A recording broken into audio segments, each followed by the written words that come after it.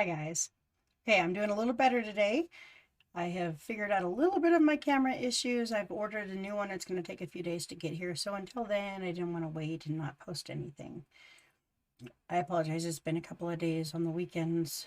My youngest son, who has autism, is a little bit of a handful, and I need kind of silence to be able to do this. So sometimes I will have weekend videos, but not always, depending on my little guy. Okay.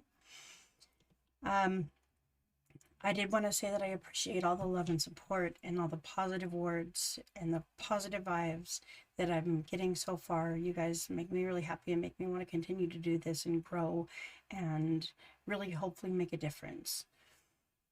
So, the question at hand today was, how did I start getting high? When was the first time? This is actually kind of a funny story because the first time was on my mom's watch. And the ironic thing about this is that she didn't know anything about it. But remember how I said that my dad didn't work at a bowling alley? Well, the first time was in the parking lot of a bowling alley. I was in Cash's car, which is Chase, and we had a bunch of us friends in there. We were all kind of jammed in there, and they decided they were all going to do a line. And I was super scared, but I didn't want to get left out again because I had resisted until this time. I smoked a lot of weed, drank a lot of booze, and I was scared. But I was tired of being left out. I wanted to be involved. So they scraped together, they did all their lines, and then they scraped together the last little crumbs that were left. And it was just this tiny little bump left there. And I snorted it real fast, and my heart sang. I didn't expect anything that awesome.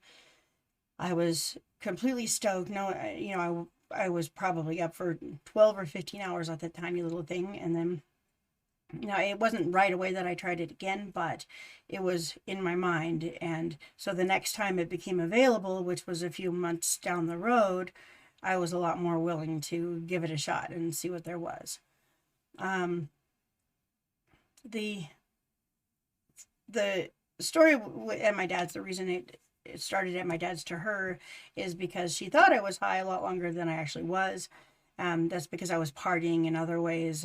When I was 15, I went to my dad's for the summer, and that's when I came back with that little tattoo on my hand, which they didn't wrap string around the needle, and they poked it in by hand, and the tattoo eventually, after 3 or 4 months, disappeared. It peeled out of my skin.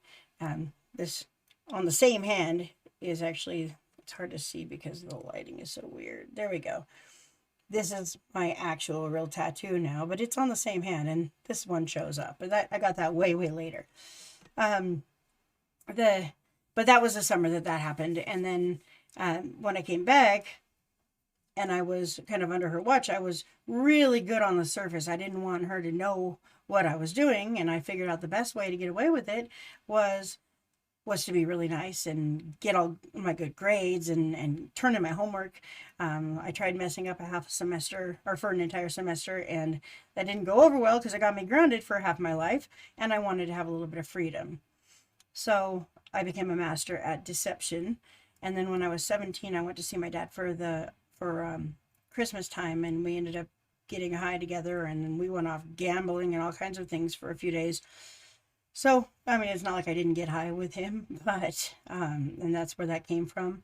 But the timeline's just a little bit different because there was a jump around in between, and that's because there was a period of time where she didn't really know what I was up to. And so she did her best guess. So, but again, it's ironic that she chose a bowling alley for his profession when the first time that I got high was in the parking lot of a bowling alley. I thought that was funny when I first read the book.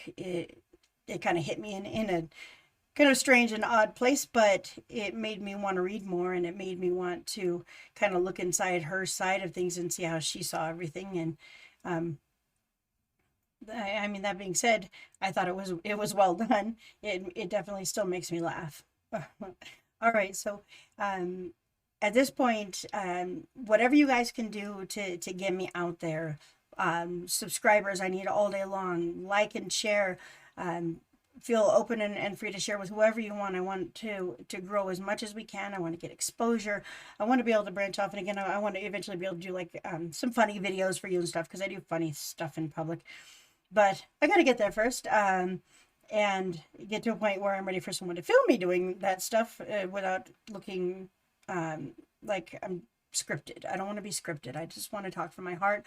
And when I do a funny video, I want it to be from my heart, or because it was on impulse. I just want this to be a fun place and entertaining. I don't want to get stagnant or have anyone get bored.